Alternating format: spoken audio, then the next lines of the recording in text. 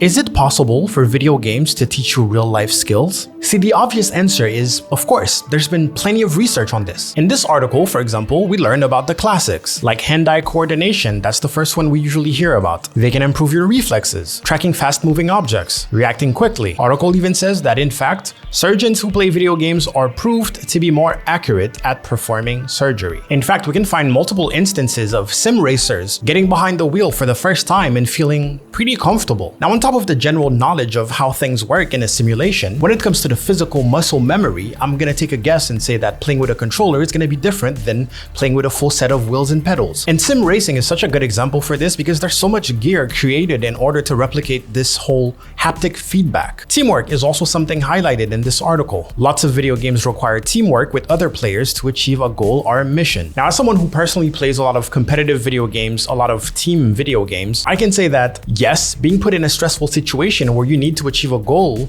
with your random teammates will probably increase your communication skills better than someone who doesn't do that. That being said, of course, video games is not the only way to learn that kind of stuff, but also you need to be in a specific situation, maybe a specific video game, where you want to improve. You actively want to improve your communication skills. I think anyone watching this video right now will know that most likely the majority of gamers are really bad at communicating and also teamwork. But of course, if you're playing with a group of friends, you have more time to learn how to communicate with those specific people. Of course, managing stress is a big one. Developing imagination and creativity is another one. Encouraging empathy, even though we can all think of a game that does the opposite. Learning from failure. Now, I'm not gonna stay on this article for too long because for some reason they try to emphasize like the downsides of gaming. Oh, gaming can be highly addictive. Yes. Learning real-life skills doesn't require you to game. Duh. There are too many video games that feature violence. Yeah, being able to release your aggression in a safe way could probably be good for you, I think. Anyways, let's find some examples. If I told you go find me a game that will teach me real-life skills, the first thing you would think of is simulation games. And currently on Steam, there are over 32,000 games with the simulation tag. All right, just to speed things up a little bit, I'm gonna tell you why I decided to make this video.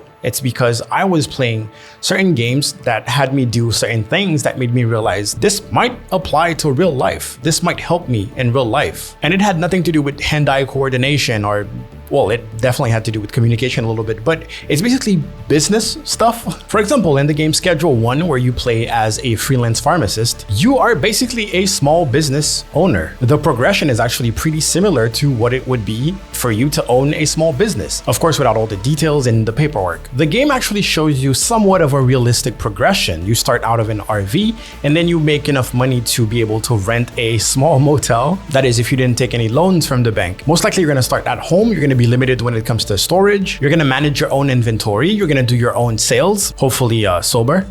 And then with enough profit, you can probably upgrade to a better place, better inventory, better quality products, and even employees, until you can afford a whole warehouse. It is basically an abbreviation of what is possible in real life.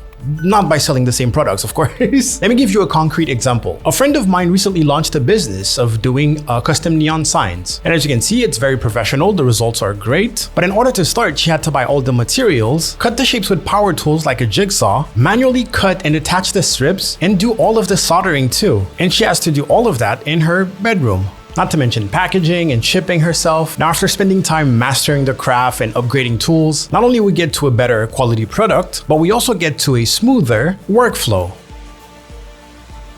So Schedule 1 may not be the best example, but it definitely puts you in a situation where you have to manage production, management, and sales. It helps you understand that you need to know exactly what it costs you to produce your product, how much margin you can realistically put to make a profit, but also how to properly manage your time between the time that you're taking to produce stuff and your clients waiting for their product. The first couple of times you're gonna have some disappointed customers, but then you'll figure it out, you'll nail it. Now, if you start a business in real life, you know exactly what you need to have in your inventory before you start making promises to your customers. This is Grand Theft Auto. Yes, the Grand Theft Auto. And there's a custom framework called 5M. 5M basically allows you to turn GTA into whatever you want really, but most people use it as a social game, I would say. You get to play in a vibrant city and you decide to be whatever you want to be. I play in a server called New Dawn as Teddy McDonald, a businessman who's also part of a motorcycle club. So the motorcycle club has multiple businesses, and this is the Blackwoods Saloon, which I am a manager at. So I'm going to show you how it works. People who come in can actually take the menu and we can view it.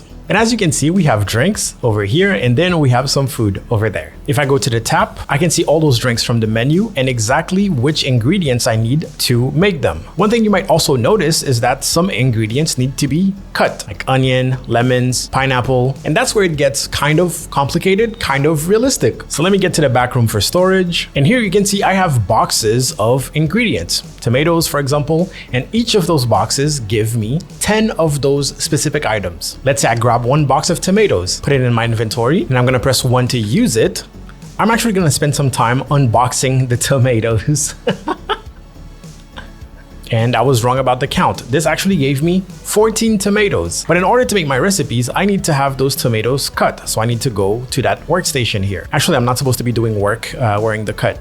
So let's take that off. So here I have a prep zone. And at the prep zone, I can cut all sorts of things depending on what I have currently in my inventory. Remember, we had 14 tomatoes. So what I can do here is select this and I can cut 10 at a time. So I can click confirm and it's going to literally just spend that time, that little animation. We can imagine that this is me cutting tomatoes. And you can see at each tomato cut, I get 5 cutted tomatoes, which is exactly what I need for my ingredients. Now, if I check my pockets or my inventory, I'm gonna have 50 cutted tomatoes because I used 10 tomatoes, cut them, and they give 5 each. You get the point. Now, this is for one single ingredient. So imagine with everything we have on the menu, some of them requiring up to 6 different ingredients, we need to keep track of all that. And those boxes of ingredients are actually available at a grocery store, which means they have a price, which means each box containing a set of like 10 or 14 apparently of a specific ingredient will also have a price per unit of that ingredient, of that item. But also once you cut it and it turns into 5 pieces, now we need to know what the price is per piece because most of the time we're gonna use one single piece in each recipe, which means that it is very important for us to know exactly what it costs to create one dish or one drink so we can know what price to sell it at so we can have profit. Not only that, since we have a lot of items on our menu, we should probably keep track of inventory since there's also multiple people working there. And if we're feeling really fancy, maybe have like some sort of table that shows us the most used ingredients so that when we're doing supply runs, we know that, okay, we need onions for everything. So let's get a bunch of onions all the time, or let's stock up on onions. Because another thing that is taken into account is the weight. We cannot just pile up 1 million onions or 1 million tomatoes. We have to be conscious of the weight limit and also the item slots that we have available to us. You get it now? You get why I decided to make this video? Now let me show you my spreadsheet. Let me spread my sheet to you. Shield your eyes, we're going light mode. Just for this video, I got an extension to make it dark mode, but it looks awful. It doesn't do my sheets justice. So in order to have a good idea of the prices of everything, price per box, per unit, per cut unit, but also to make it future-proof, meaning that if we add another recipe or just add an ingredient to a specific recipe, I actually went ahead and made a list of every single ingredient available at the supermarket, which is approximately 128. I also listed all their prices per unit using some of that formula. For example, by default, it's mostly 10, but some of them like coconuts, for example, don't give 10. So this is actually wrong. Watermelon also doesn't give 10. So this is actually wrong. That's a little embarrassing. Anyways, oh wait, that was the old ingredient list. This is the new ingredient list. Of course, because I don't own the server, so I'm not the one putting things in shops. So as the administrators basically update the server, I go back into the store. Please hear me out. I do realize how unhinged that is beginning to sound. But I did that, okay? I went back to the grocery store and listed all the prices, and I would go back like probably once a week to make sure that prices didn't change and things like that. So some ingredients were removed here. This is why I have 2 different ingredient lists. Let me see if I updated my coconut thing. Oh yes, look at that. So coconut is only 5 per box. So I did upgrade that. Okay, I did not make a mistake. That being said though, a lot of those cannot be cut. There's no such thing as cut basil here, but copy pasting the formula was super easy. Anyways, so one business was the Blackwoods Saloon, which is the one I showed you. And on this one, we get a list of all the ingredients that we use for that specific menu. All of them. We get the price per unit. This time we have an empty space for the products that cannot be cut. So only have data where it's needed. And then we have a loose inventory system. So the goal here would be to basically do the inventory once a month, I guess, or once a week, or depending on how business was going. And all you had to do is open up storage and just input whatever you see, right? So that means that we went into storage, we saw that we had 30 boxes of basil, which means that we have 300 loose basil. Now we can't cut basil, so let's remove that. But of course, remember why we're here. We're here to figure out how much money it cost us per recipe, right? So that blue table here is our drinks. Those are the ingredients that go into them. It's one of each, so easy stuff. And this one cost 3,000 bucks, but that's mostly because mint was mistakenly put as 3,000 bucks. The other ones are pretty profitable actually, but they're easy to sell. We just stopped doing this one because of the whole mint thing. I don't know if you remember the menu, but we would sell those at 100 bucks. So we were profitable on everything except this one. For the food, same thing. That's the green here. We have each ingredient and how much money it costs basically in total to make that food. And then over there, the purple table is where I wanted to get fancy. I wanted to have a list of ingredients based on how often they are used. As you can see, the onion is what we use all the time. It's in literally every ingredient here also.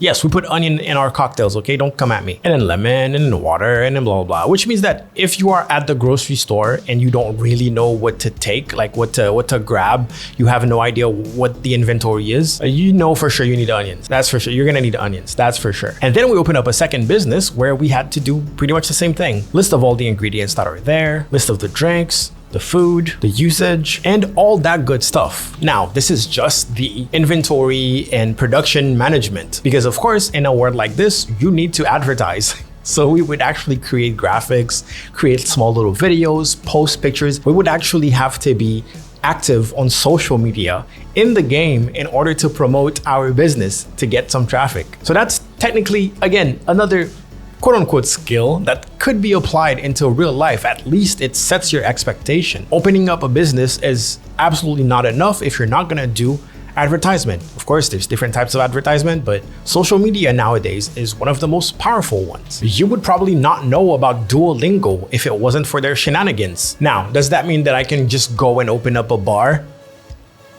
Not really, but if I did, I would feel way more comfortable. This is what I came up with, the whole table stuff, but trust me that I looked into actual software that people use in order to manage inventory, and it got me curious. So I went and did some research on how do people actually manage inventory at a bar, because if you're serving something, a drink out of a whole bottle, and you just put, you know, a fifth, as they call it. I don't even know what that is because I'm European, so I don't know what an ounce is. You know what? Let me look it up. 1 ounce is 29 milliliters.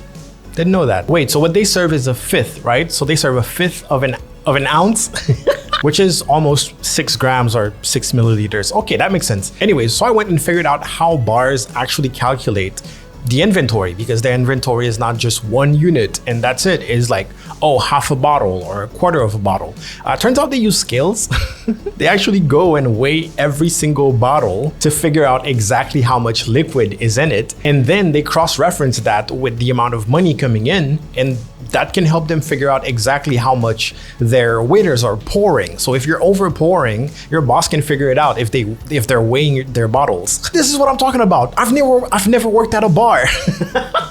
I should know this. I should not know this. But me playing a video game where you're supposed to shoot at cops or whatever, I have this knowledge now. Hire me. No, don't hire me. I don't think I can't handle that. I can't handle working at a bar. But now I do know a bunch of Google Sheets formulas that I didn't know before. Before this game, you would never catch me on Google Sheets, but we needed it. Want to see something funny? Those are some other tables that I had because in the server, they implemented some sort of freelance pharmacist thing, right? And we needed to figure out, hey, if we're gonna sell it, because we would sell it to NPCs and it was for a set price, something around $12 to $16 to $56 per unit. And the whole process of creating those substances, those pills, those flower assortments was a whole thing. As you can see, the ingredients for those things, like a lot, right? And they have their own prices and blah, blah, blah. And we were all super excited about it. So we could do candy, we could do pop rocks, we could do flour, and we could do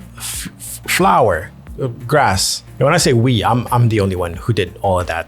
No one else in the club was doing this. But here's the thing. Thanks to this table, it allowed us to realize that we were not profitable at all. For example, for the M, because of what I'm assuming is a mistake of having plastic bags cost $50 per unit, that is, for a little baggie, it makes the unit of blue candy, of that Walter White, $104. But we would sell it for 12 bucks. So all of this effort, not to mention there's a whole process with chemistry and all that, with things blowing up and all that, it was not worth it. So every time we would calculate anything, we realize, oh, none of this was worth it, which caused us to stop production.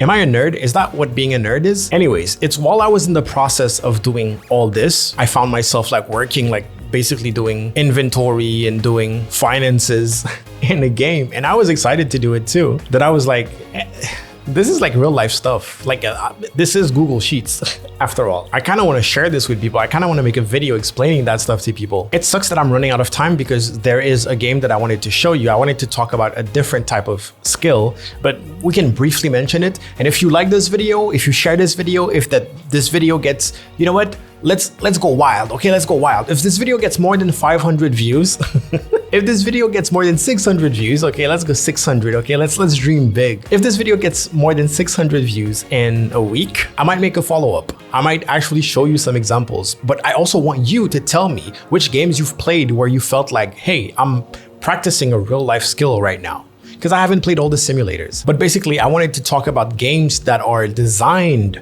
to teach you something. Right? There's a game called Resonite. It's a VR game. And while you're in VR, there's this one world that basically teaches you how to create worlds while in the game, but you don't realize it, but you're literally learning how to code video games. Like the knowledge that you're getting from the game is one-to-one with Unity, the software people use to make video games. So you're going level per level and you're connecting things together. You're learning about booleans and integers and all of that. And when you come out, you have real world knowledge that people pay schools to teach them. And of course, interactive learning is not a new thing. I still don't understand how nowadays it is not like invested in. I saw someone talk about this the other day. I completely forgot, I'm so sorry, but they were saying that there are no consequences to like a math problem. So people with ADHD have a hard time doing like homework or doing things like, because there's no consequences, there's no big reward and all of that. Video games tend to really play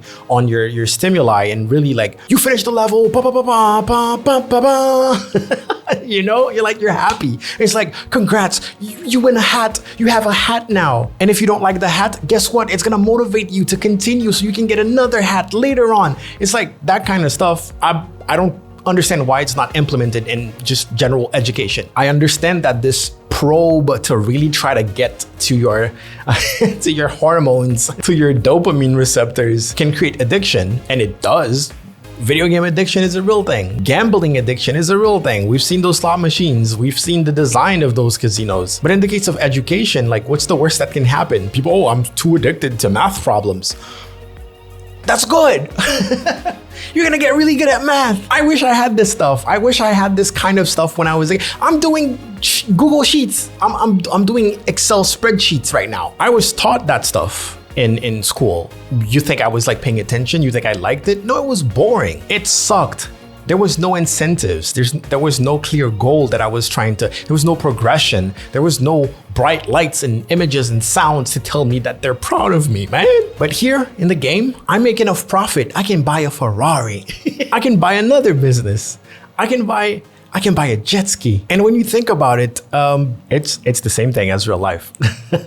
It's the same thing as real life. It's just way more complex because of, so many factors. The administrative stuff is the most prevalent one. It's all the paperwork. Think about games like Overcooked, right? You're in a high stress situation, you're cutting tomatoes and you're managing your multitasking. Like this game is multitasking simulator in order to you have your customers being mad because you're taking too long and things like that, high stress. Now slap a VR headset on your head and play one of those job simulators where you're doing pretty much the same thing, except now you have the physical haptic feedback and also like the physical muscle memory of, okay, I'm grabbing this, where did I put my knife? Oh my God, I dropped my knife and things like that, right? Oh, here you go, blah, blah, blah, blah. Of course, there's little things missing, like how to be respectful while you're doing all that, how not to cuss while you're in the kitchen cooking for people. If your kitchen catches on fire in the game, it's not a big deal, but in real life, Cleaning is another thing.